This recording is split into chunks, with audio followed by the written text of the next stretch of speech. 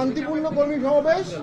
এখানে আমাদের 64 জেলা থেকে নেতাকর্মীরা আসতেন, জেলা সভাপতি, জেলা সেক্রেটারি, তারা প্রেসিডেন্ট এবং অন্যান্য চেয়ারম্যান এবং অন্যান্যদের বক্তব্য শুনেছেন। আমরা এই বিষয়ে পুলিশকে অবহিত করেছিলাম। এটি সত্য, পুলিশের কাছ থেকে আমরা কোনো ফরমাল অনুমতি পাইনি, এটি সত্য। কিন্তু বাংলাদেশের প্রত্যেকটি পার্টি তার অফিসের সামনে মিটিং করে এবং তারা আমার জানা মতে এ ধরনের কোনো ফরমাল অনুমতি নেয় না, এবং আমরা অবহিত করেছিলাম লিখিতভাবে। সেই রিসিভ করা চিঠিও আমাদের কাছে আছে এবং বিষয়টি সম্পূর্ণ শান্তিপূর্ণ ছিল। এবং আমাদেরকে মিটিং চলার এক সময় বলা হলো অনুষ্ঠানটি সংক্ষিপ্ত করার জন্য। তারা আশঙ্কা করছে আমাদের উপর হামলা হতে পারে, আমাদের উপর যারা হামলা করবে তাদের উপর হামলা না করে তারা আমাদের উপর জলকামান নিক্ষেপ করেছে, সাউন্ড গ্রেনেড মেরেছে। সম্পূর্ণ শান্তিপূর্ণ একটি প্রোগ্রামে পুলিশের এই অতিরিক্ত শক্তি প্রয়োগ, এখানে অসংখ্য মানুষ ছিল, স্ট্যাম্পিড হতে পারত, পদদলিত হতে পারত। এবং এক্ষেত্রে আমি মনে করি পুলিশ সম্পূর্ণ দায়িত্বজ্ঞানহীন একটি আচরণ করেছে। এটি অনাকাঙ্ক্ষিত। আমরা সবসময় আইনশৃঙ্খলা বাহিনীকে সর্বদাই সহযোগিতা করেছি, এখনও করছি, সামনেও করব। কিন্তু একটি রাজনৈতিক দল তার শান্তিপূর্ণ প্রোগ্রাম তার অফিসের সামনে করতে যাবে এবং পুলিশ সেখানে বাধা দিবে, এটা নব্য ফ্যাসিবাদের একটি আবির্ভাব হচ্ছে। এবং আমার ধারণা উপরের মহলে তারা এটা করেছে।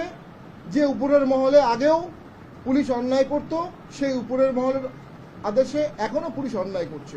আমি পুলিশকে কোনো দোষারোপ করব না, তারা চাকরি করে, উপর থেকে যে আদেশ আসে সেই আদেশ তারা পালন করে।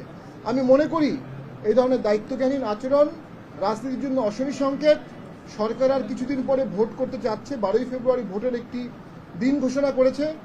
আমরা তো মনে করি যে দেশে আজকের দিনে যে ঘটনা ঘটলো এর মানে সরকার বা কেউ ভোটে সদিচ্ছা আছে এমনটি আমার মনে হচ্ছে না। এই পরিবেশে দেশে ভোট হবে এমনটি আমার মনে হচ্ছে না। একটি চরম অন্যায় আমাদের সাথে করা হয়েছে, একটি ইললিগাল ভাবে আমাদেরকে আজকে সরিয়ে দেওয়া হয়েছে। ওখানে চেয়ারম্যান ছিলেন, তার স্ত্রী ছিলেন, আমরা ছিলাম, সকল সিনিয়র নেতৃবৃন্দ ছিল। আমরা এর তীব্র প্রতিবাদ জানাই, সুষ্ঠু তদন্ত জানাই এবং দোষী ব্যক্তিদের বিরুদ্ধে শাস্তির দাবি জানাই। এবং পুলিশ অসংখ্য চেয়ার ভেঙেছে, আমরা দেখেছি ভিডিওতে। চেয়ারের তো কোনো দোষ নেই, এই চেয়ারের তো কোনো আইন থাকতে পারে না।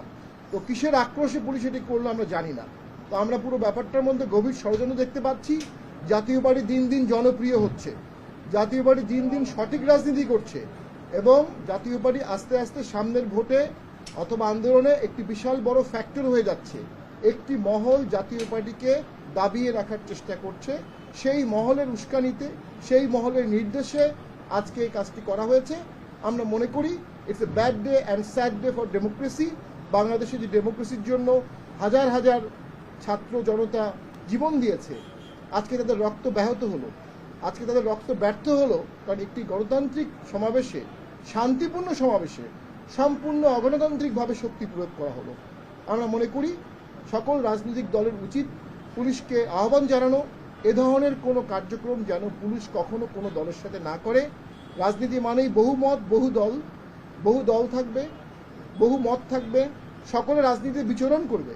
আপনি যখন একটি দলকে জোর করে দাবিয়ে রাখার চেষ্টা করবেন, এটা অগণতান্ত্রিক, অসাংবিধানিক, আইনের শাসনের পরিপন্থী এবং আমি মনে করি পুলিশের উচিত আমাদের কাছে ক্ষমা চাওয়া।